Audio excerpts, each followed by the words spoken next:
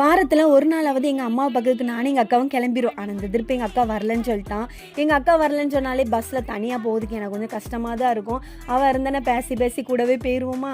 ஆனா இந்த திருப்பி அவ வரல. சரி இருந்தாலும் கிளம்பலான்னு சொல்லிட்டு அதுவும் வந்து வாள மீன் வேற முந்தா நாளே கிடைச்சிருந்து. அப்ப இன்னைக்கு போயிரலான்னு சொல்லிட்டு நானும் காலையிலே ஒரு 4:30க்கெல்லாம் அலாரம் வச்சு எழும்பி சமைச்சிட்டு 6 மணிக்கெல்லாம் பஸ் ஏறிருவோம். அங்க போய் ஒரு 11 மணிக்கெல்லாம் போய் நின்றலான்னு பார்த்தா, ஆனா நான் நினைச்சது ஒண்ணு நடந்தது ஒண்ணு. நான் வச்ச அலாரம் அடிக்கவே இல்ல. ஏன்னு எனக்கு தெரியல.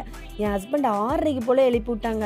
சரி அந்த நேரத்துலயாவது எழும்பணுமேன்னு சொல்லிட்டு கடகடன்னு எழும்பி மீன் குழம்பும் அப்படி மீனே பொரிச்சு எடுத்துட்டேன். ஆனால் வேலை மீன் சூப்பராக இருந்தது. இதுக்கப்புறம் இங்கேருந்து என்ன நடக்கும் எல்லாத்தையும் பேக் பண்ணிட்டு எடுத்து வீட்டிலேருந்து கிளம்பதுக்கே 9:45 ஆச்சு. பஸ் என்னமோ ஸ்டார்ட் பண்ணது 10:15க்கு. எங்கள் வீட்டில் போய் சேர்ந்தது என்னமோ 12:15 இருக்கும். அன்னை தான் பிக்கப் பண்ண வந்தேன். எப்போவுமே அங்கே போனதோட எனக்கு இந்த பழரசம் குடிக்கிறதுனா ரொம்ப பிடிக்கும். பழம் அப்படியே ஐஸ்கிரீம்லாம் வாங்கிட்டு வீட்டுக்கு போனேன்னா எங்கள் அம்மா என்ன கவனிக்கலை. எங்கள் அண்ணன் வச்சிருந்த ஐஸ்கிரீமுக்கு சண்டை ஒரே.